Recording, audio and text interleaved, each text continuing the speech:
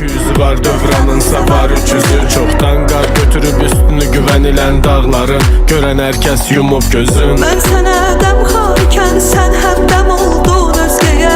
Bel büküldü, üz qırışdı, sal nəzər hər cizgiyə. Tuli ömrüm keçdi hicranında, baxdım güzgüyə.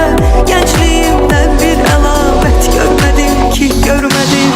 Mən bu dünyada ədalət görmədim ki, görmədim. Dözdüm ərzümə saadət görmədim ki, görmədim.